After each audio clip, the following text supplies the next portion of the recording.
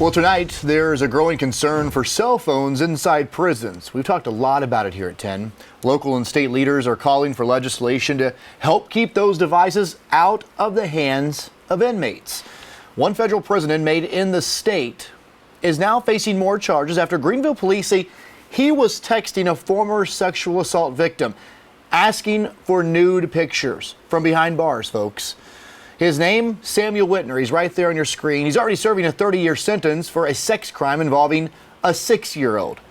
Now he's facing additional charges. Most lawmakers agree contraband in prisons is a problem, but how to deal with it is very controversial. And Fox Carolina's Jarvis Robertson joins us live from the newsroom with more on this. Jarvis? That's right, Diana. 34-year-old Samuel Whitner is charged with criminal sexual conduct first degree in this new investigation. Greenville Police Chief Ken Miller says him reaching out to previous victims is a large part of the problem.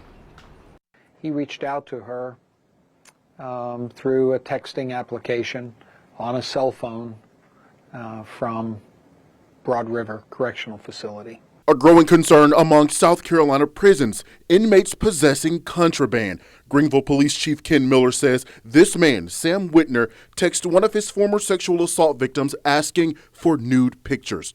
Miller says the initial assault happened 10 years ago when she was between the ages of 10 and 11. He sexually assaulted the 10-year-old daughter of his fiancée at the time.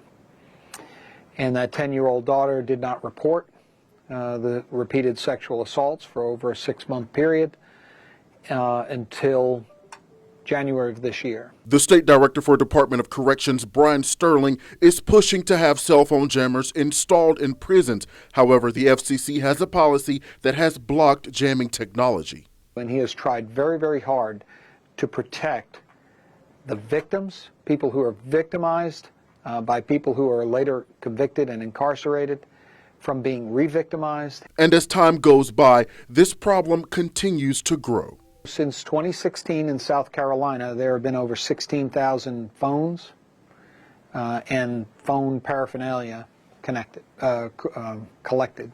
As for Whitner, he was locked up for another sexual assault case before this case even came up. Police say the victim was 6 years old at the time. Chief Miller says access to technology behind bars is a problem that the federal and state leaders must come to a resolution on. People are able to control and run criminal operations from inside prison walls because they can communicate outside at will. And we have to address that. Now, just last week, 2 South Carolina prison inmates were charged who are accused of bribing a military veteran through cell phone usage. Chief Miller feels that contraband is an issue that compromises security efforts. He goes on to say that inmates who have been able to obtain that contraband have done so through drones and even throwing of footballs into prison yards. We're live here in the newsroom tonight. I'm Jarvis Robertson, Fox Carolina, the 10 o'clock news. Jarvis, thanks so much. We do